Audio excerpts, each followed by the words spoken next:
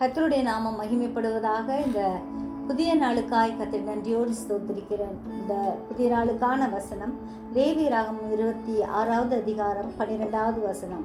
நான் உங்கள் நடுவிலே உலாவி உங்கள் தேவனாயிருப்பேன், நீங்கள் என் ஜனமாயிருப்பீர்கள். ஆம், நம்ம ஒவ்வொருவரும் ஆண்டவருடைய ஜனமாய் இருக்கிறபடியால் கர்த்தரை நன்றியோடு ஸ்தோத்திரிப்போம்.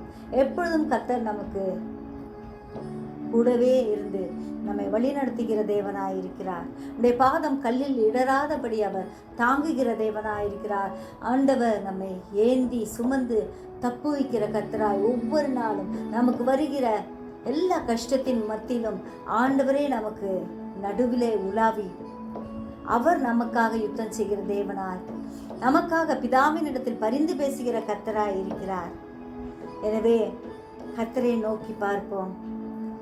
பாவத்தை பாராத சுத்த கண்ணனை எப்பொழுதும் நாம் நோக்கி பார்ப்போம். அவருக்காகவே வாழ்வோம்.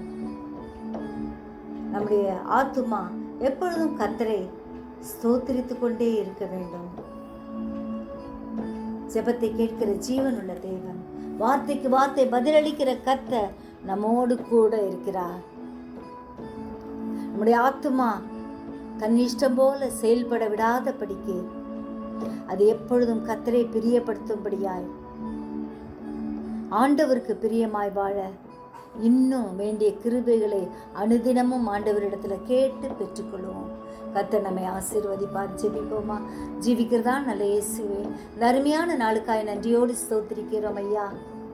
பாவத்தை பாராத சுத்த கண்ணனாகிய உம்மை நாங்கள் நோக்கி பார்க்கிறோம் ஐயா.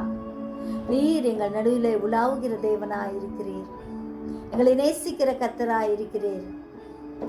ஆண்டவரே, நாங்கள் உம்முடைய ஜனமாய் இருக்கும் ஸ்லாக்கியத்தை எங்களுக்கு தந்தபடியால் ஸ்தோத்திரம்.